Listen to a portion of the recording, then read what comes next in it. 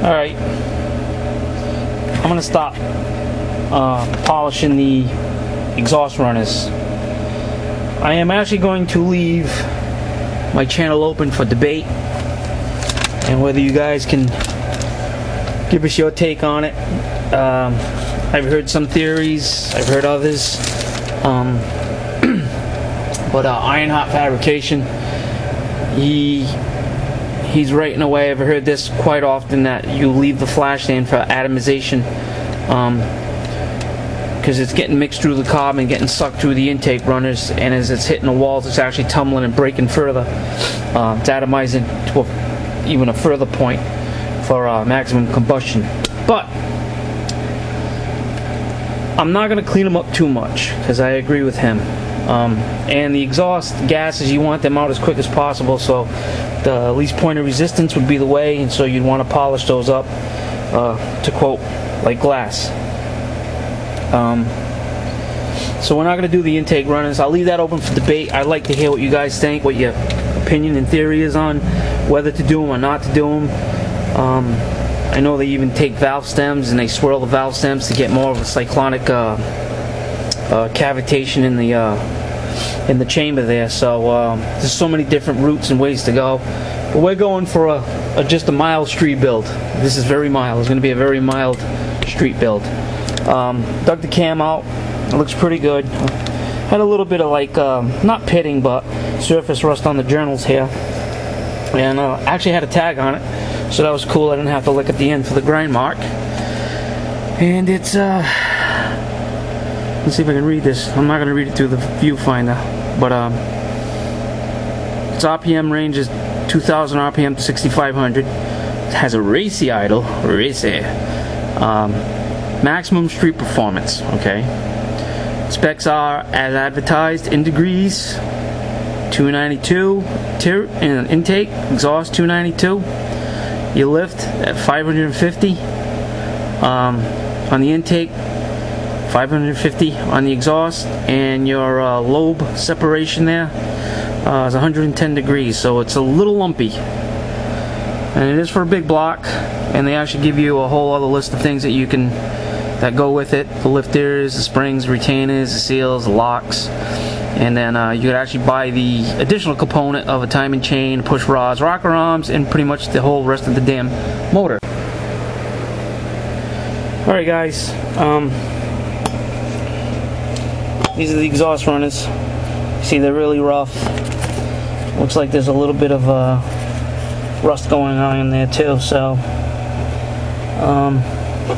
trying to hold the camera and the light at the same time. Give you guys a good view, but doesn't seem to be working. Okay, we have this one, and that's the last one. Can you see in there? Really rough. You can see the casting seam. What we're going to try to do is try to get that all cleaned out and looking good.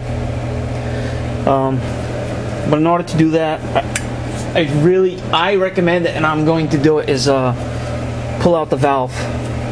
Pull the valve right out, do your polishing, wash it all down with lacquer thinner, blow it out, make sure that that bronze valve guide is free of debris.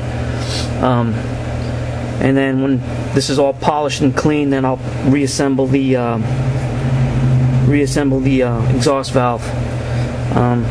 Because you know, if you start doing it now and the valve's in there, and then you have all the shavings and filings in there, and you pull that valve out, you take a chance in that scoring the whole valve stem, and then you'll have valve seal issues. I know it's hard and steel, but still, don't take a chance.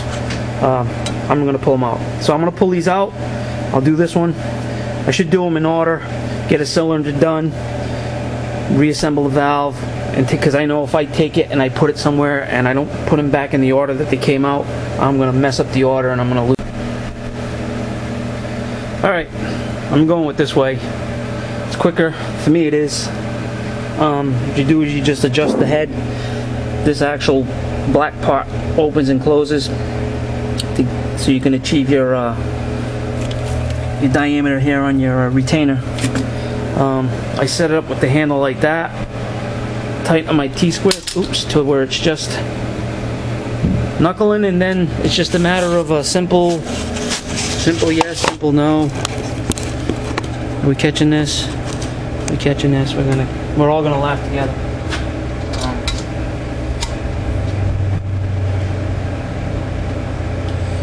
Watch your fingers. It's compressed. Simple as that. I can actually pop those retainers out now, release the pressure slowly, and take it that way. So what you want to do is, I mean, you guys know this. One retainer, two retainers.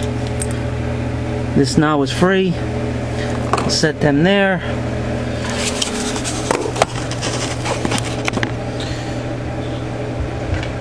Watch your thumb, slowly release. Pull it off. Throw it down. Spring.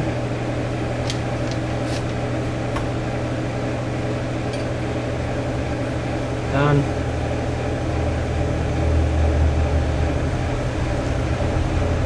We could take a look in the combustion chamber too. Let me put this valve down. So when I'm done with this, I gotta make sure this is all nice and cleaned. There's no impurities. Alright, got the arsenal out. Got some good ones, some ones that have already been used. I forget what the grits are. And 80 and the 100. Cones seem to be a more coarser, aggressive bite to them. There's the arbor with the shaft. Everybody knows who knows how to do this. You can laugh at me all you want. Just slides onto that arbor. See, the other one was broken so that this cone would wobble. It's kind of like an easy out thread. It's a reverse thread. I'm trying to do this one-handed.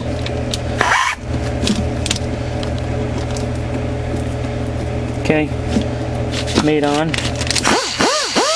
I set my air pressure down low because this thing, you know, as you know, these die grinders can really zip.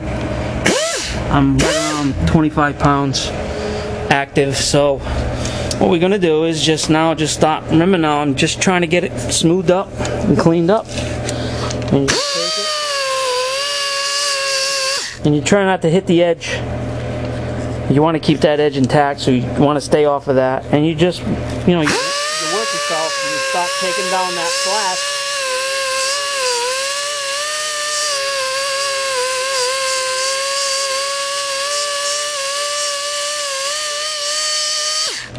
And you can see it's starting to look like something else already.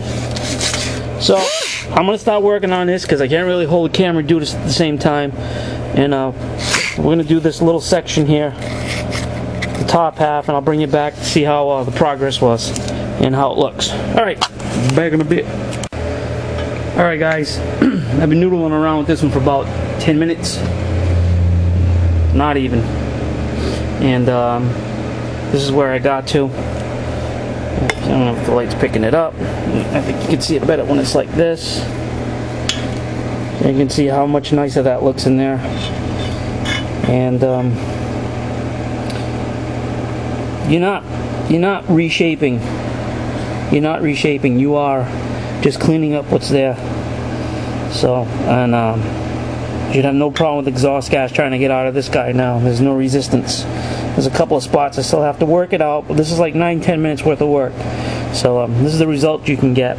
I think a easy breathing motor is a good running motor. That's my belief. And so we're gonna maybe polish this out a little bit more than what it is. I'm kind of leery about coming in here and actually you take a chance on taking your die grinder and hitting your valve where it was ground down and seated. So I'm staying out of this end as much as I possibly can. And it's clean too. It looks all right. So, but you should have no problem with exhaust gas trying to get out of here now. So I'm gonna blow this one down. Maybe hand sand it. That's a 100 grit flap, so but that thing is moving and grinding, and it's not 100 grit when it's done. So I'll probably take maybe 220 and see if I can just smoothen it out a little bit more and get a little more clean look out of it. Not that it doesn't look clean now, but that's what I'm looking for, and that's what I'm doing. I got 7 more of these to go. I'm not gonna bore everybody with a long, drawn-out video. It's already been long enough of me babbling like a fool. And once again, the video is open for debate. Whoever watches it, feel free to comment. Give us your opinion and take on it. I do the exhaust and I clean up the intake a little bit. I don't try to get it to look as smooth as that. And I had been reading, and Iron Hot Fabrication,